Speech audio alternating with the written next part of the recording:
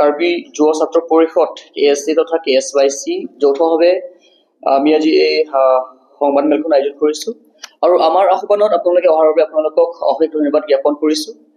আৰু আজি যেহেতু আমাৰ এই প্ৰেছ কনফাৰেন্সটো মতাৰ উদ্দেশ্যটো হৈছে কাৰ্বি আংলং অটোনমাস কাউন্সিলৰ উদাসীনতা উন্মোচিত কৰাৰ বাবে, য'ত নেকি তেওঁলোকে নিজৰ মাতৃভূমিক নিজৰ জাতি মাতৃ ভেটি ৰক্ষা নকৰাৰ স্বাৰ্থত যিবোৰ নেকি উদাসীনতা তেওঁলোকে দেখুৱাইছে তাৰ বিষয়ে আমি সেইটো সন্দৰ্ভত আমি আয়োজন কৰিছোঁ। চাওক, যোৱা বিগত 20 ফেব্ৰুৱাৰী 2024 তাৰিখে য'ত নেকি কাৰ্বি আংলঙত বেআইনীভাৱে দখল কৰি থকা PGR এলেকাত টিম কাৰ্বি আংলঙৰ মুখ্য কাৰ্যবাহী সদস্য তথা ডক্টৰ তুলাৰাম ৰংহাং ডাঙৰীয়াই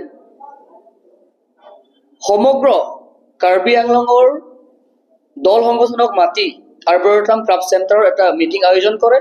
সেই মিটিং আয়োজন কৰা তেওঁলোকে মুকলিভাৱে কৈছিলে যে তেওঁলোকে PGRত বসবাস কৰা লোকক অতি সোনকালে উচ্ছেদ কৰিম বুলি তেওঁৰ প্ৰতিশ্ৰুতি দিছিলে, কিন্তু আজিলৈকে সেই প্ৰতিশ্ৰুতিটো তেওঁলোকে পূৰণ কৰিব পৰা নাই। সেইটো মূল উদ্দেশ্য। আৰু আমি আজি ক'ব বিচাৰো তেওঁ যেনেধৰণে কাৰ্বি আংলংবাসী ৰাইজক প্ৰতাৰণা কৰিছে, সেই প্ৰতাৰণাৰ দিন হিচাপে আমি আজি আখ্যা দিব বিচাৰো।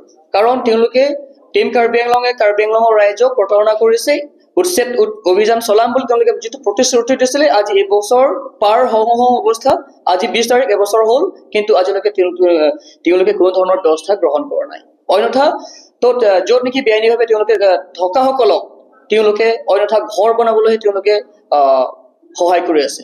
আপোনালোকে গ'লে তাত দেখা পাব, তাত এতিয়ালৈকে RCC বিল্ডিং ঘৰ বনাই আছে আৰু অন্যান্য কাৰ্যকৰী সমূহো তেওঁলোকে তাত গ্ৰহণ কৰি আছে।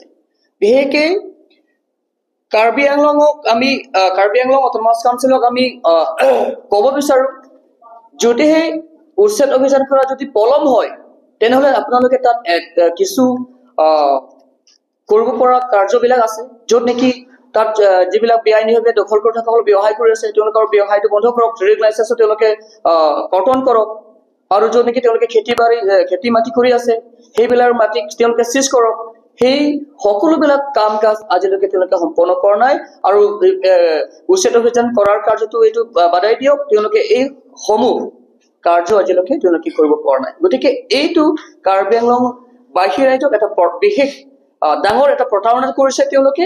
গতিকে সেইটোৰ ভেটিত আমি আজি ক্ষোভ উজাৰিছো আৰু আমাৰ যিটো PGR থকা মাটিডোখৰ ইভেকশ্যন নকৰালৈকে আমাৰ প্ৰতিবাদী কাৰ্যসূচীসমূহ আমি চলাই যাম। আৰু এইটো কথা স্পষ্টকৈ লিখা আছে যে তেওঁলোকে ইভেকশ্যন কৰিম বুলি কৈ থাকে কিন্তু নকৰে। কিন্তু আপোনালোকে গম পায় যে PGR থকা য'লৈকে বেআইনীভাৱে তেওঁলোকে দখল কৰি থকা সকলক সুপ্ৰিম কোৰ্টৰ পৰা এটা ভাৰ্ডিক্ট দিয়া হৈছিলে। তাত সকলো ৰাইজক যিটো নেকি চিফ ছেক্ৰেটাৰীসকলক তেওঁলোকে পঠিয়াই দিছিলে যে য'ত নেকি বেআইনীভাৱে PGR মাটিত বসবাস কৰি আছে তেওঁলোকক অতি সোনকালে তাত উচ্ছেদ অভিযান কৰক বুলি তেওঁলোকে নিৰ্দেশনা জাৰি কৰিছে। কিন্তু আজি টিম কাৰ্বি আংলঙে সুপ্ৰিম কোৰ্টৰ নিৰ্দেশনা মানা নাই। তেওঁলোকে এই সমূহ নিৰ্দেশনাবোৰ বাতিল কৰি পেলাই তেওঁলোকে কিছু সংখ্যক ভোটৰ কাৰণে তেওঁলোকে আজি উচ্ছেদ অভিযান কৰিব পৰা নাই বুলি আমি ক'ব বিচাৰো। গতিকে আমাৰ স্পষ্ট মত, যেতিয়ালৈকে নেকি বেআইনীভাৱে দখল কৰা যিটো PGR এলেকাত উচ্ছেদ অভিযান নকৰে আমাৰ প্ৰতিবাদী সাব্যস্ত ৰাখিম। আৰু তাতোকৈ গুৰুতৰভাৱে য'ত নেকি চিটুৱেশ্যন সাপেক্ষে ব্যৱস্থা সাপেক্ষে আমি তাতোকৈ গুৰুতৰভাৱে আন্দোলন কৰিবলৈ আমি বাধ্য হ'ম। আৰু তাত যদি কোনো ধৰণৰ পৰিস্থিতিৰ যদি প্ৰতিফলিত হয় তেতিয়াহ'লে ইয়াৰ বাবে দায়ী টিম কাৰ্বি আংলং তথা কাৰ্বি আংলং অটোনমাস কাউন্সিল বুলি আমি আঙুলিয়াই দিব বিচাৰো।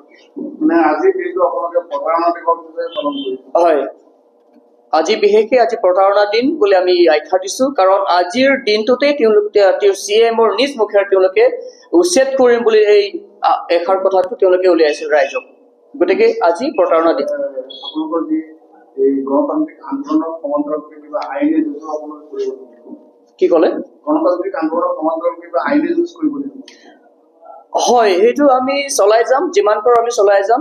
যেতিয়ালৈকে নেকি উচ্ছেদ অভিযান নকৰে তেতিয়ালৈকে আমি চলাই যাম। আইনীভাৱে আমি যুঁজ দিবলৈ আমি সাজু।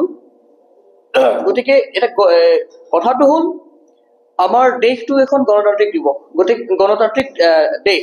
গতিকে গণতান্ত্ৰিকভাৱে আমি যিমান পৰ্যায়লৈকে আমি কৰিব পাৰো আমি কৰিম, আমি আন্দোলন কৰিম। আৰু যদিহে তেওঁলোকে উচ্ছেদ অভিযান কৰাত ব্যৰ্থ হয় তেনেহলে তাতোকৈ গুৰুতৰভাৱে গণতান্ত্ৰিক আন্দোলন আমি আগবঢ়াবলৈ আমি প্ৰচেষ্টা চলাম। সেইটো আমাৰ স্পষ্ট মত।